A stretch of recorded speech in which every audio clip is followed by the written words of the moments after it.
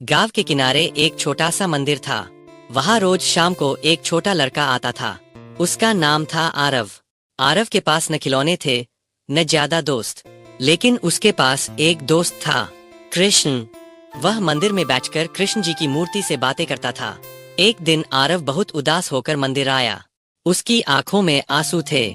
उसने धीरे से कहा, कन्हैया, सबके पास पापा है, मेरे पास क्यों नहीं? मंदिर में शांति थी। हवा हल्की हल्की चल रही थी।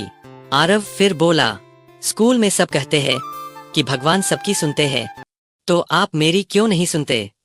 वह रोते रोते मूर्ति के सामने बैठ गया। तभी अचानक मंदिर के अंदर एक मीठी सी आवाज गूंजी, किसने कहा कि मैं तुम्हारी बात नहीं सुनता? आरव ने चौंक कर इधर उधर देखा। उसके सामने एक सुंदर बालक खड़ा था।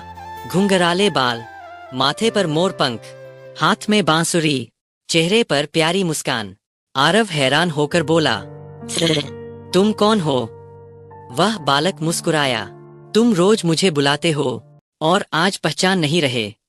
आरव की आंखें चमक उठीं। कन्हैया। कृष्ण जी उसके पास बैठ गए। उन्होंने प्यार से पूछा, तुम इतने उदास क्यों हो? आरव बोला, सबके पापा है, मेरे क्यों नहीं? कृष्ण जी मुस्कुराए। उन्होंने कहा, जब तुम्हारे पापा इस दुनिया से गए थे तब उन्होंने मुझसे कहा था, कृष्ण, मेरे बेटे का ध्यान रखना। आरव चौंक गया, सच?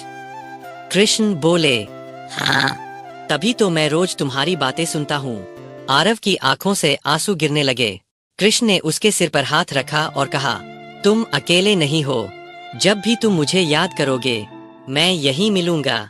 आरव बोला, सच में? कृष्ण मुस्कुराए, लेकिन एक शर्त है। क्या?